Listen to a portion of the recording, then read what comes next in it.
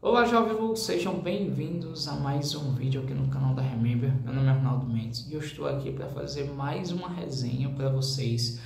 E essa edição que eu gostaria de compartilhar para vocês é mais uma edição da New Pop. Recentemente já fiz uma resenha da New Pop que se chama Magia Continua, que é baseado em curso de terror, suspense, mas trata também um pouco de questão psicológica.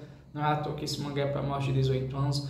Mas hoje eu estou aqui para trazer uma edição dramática, baseada em fatos reais. E eu creio que, principalmente a galera que curte New Pop, deve conhecer essa história. E a resenha de hoje é para falar sobre essa edição. Um Litro de Lágrimas, escrito pelo Ichihiro Namida. Isso aqui é baseado em fatos reais, de uma galera que se chamava Kita. E assim, galera, confesso para vocês que me surpreendeu bastante. Eu não me lembro quando foi lançado essa edição. Eu confesso para vocês que eu não sei. Essa edição eu peguei ontem emprestado com uma amiga minha que ela estava se desfazendo de alguns mangás para pagar contas. Todo mundo passa por isso, né? E eu vi esse mangá na cama e me chamou a atenção, por simplesmente ser baseado em fatos reais. E eu confesso para vocês que é um drama um drama bastante reflexivo, né? E simplesmente se baseia na questão de, poxa, você precisa refletir um pouco mais sobre a vida e você valorizar pelo simples motivo de estar vivo.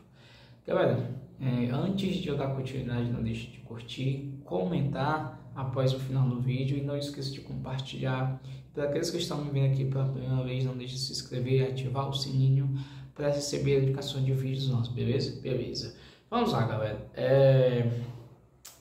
Como falei, essa edição aqui é baseada em fatos reais. Conta a história de uma garotinha que se chama Aya. Ela tem apenas 15 anos e ela está passando do ensino fundamental para o ensino médio. No meio dessa transação, ela começa a perceber que ela está apresentando sinais de deficiência física. Ela começa a sentir tonturas, ela não consegue se alimentar direito, ela não consegue fazer coisas habituais como ela fazia antigamente, fazer alguma atividade física, como posso falar assim, fazer algum esforço. E ela simplesmente conversa com os pais delas e os pais delas procuram entender como é que realmente está a situação dela. Após ela fazer um exame um pouco mais profundo, que eu esqueci no que era. Acho que era, pronto, ela fez uma ressonância magnética e descobre, simplesmente o médico fala com os pais dela e descobre que ela tem uma doença que se chama degeneração espinocerebellar. Galera, essa doença é uma doença rara, creio que seja uma doença rara, que faz com que ela perca o equilíbrio, a capacidade de andar, de mexer os braços e até falar. E essa história simplesmente conta a questão de 3 etapas. Claro que os pais, sendo os pais, não querem contar a real situação. Ela, infelizmente, durante a história, ela passa pelo processo de cada situação que vai fazer com que a doença se agrave mais. Mas essa história, ela conta a questão de 3 etapas. É a questão quando ela descobre a questão, como começa a doença, como ela precisa se comportar dessa doença e depois a terceira etapa é a aceitação. Essa história conta perfeitamente todos esses 3 atos. Porque, queridão, imagina uma garota de 15 anos vivendo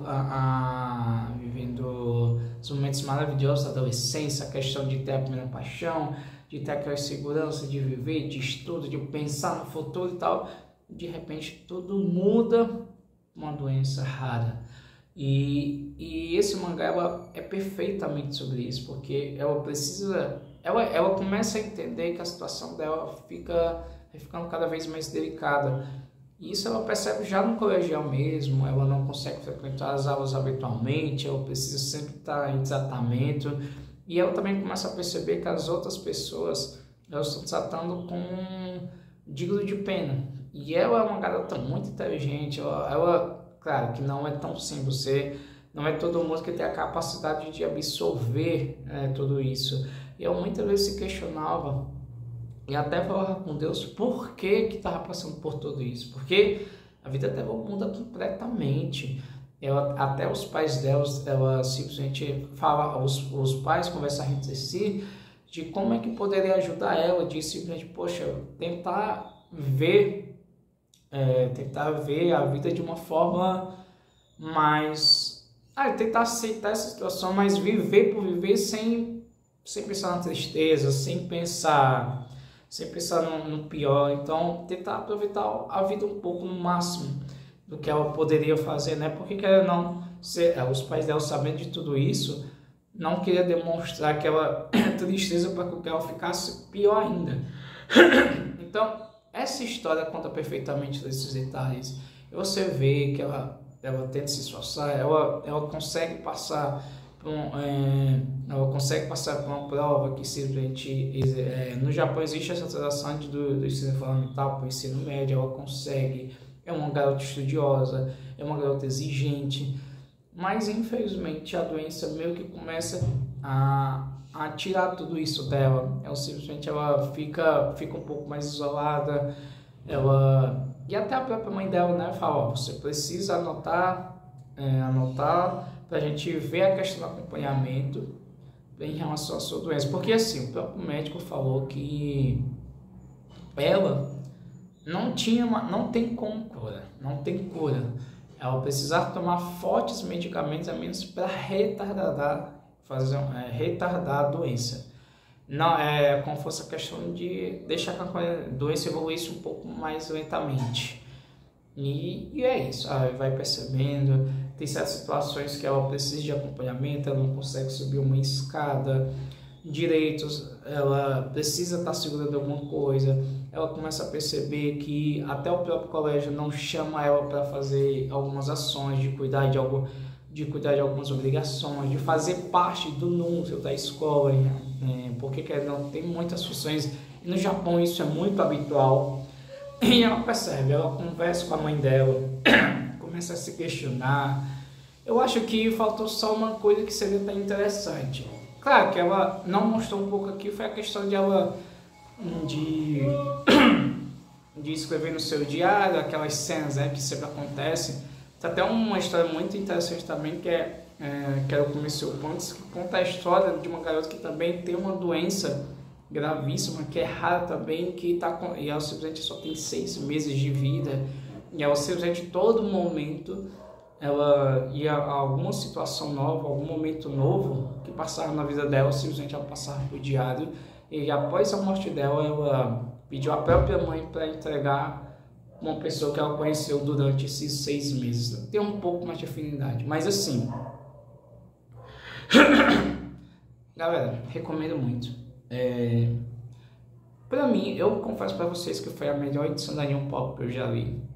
E é uma história reflexiva, é uma história que você precisa avaliar como é que está a sua situação, porque chega um momento da vida que a gente passa por muita dificuldade, mas a gente precisa daquele momento de paz para refletir, para dizer assim, poxa, eu estou vivo, eu tenho a capacidade de mudar tudo isso. Ou eu abraço de vez, eu trato toda essa indiferença com carinho, para que as coisas de alguma forma consigo ser um pouco mais leve, ou simplesmente eu entrego a derrota.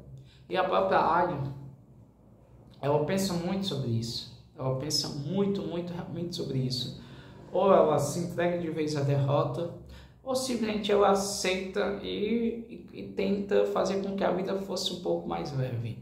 Porque o tempo passa rápido e muitas vezes a vida ela te dá chances para você refletir.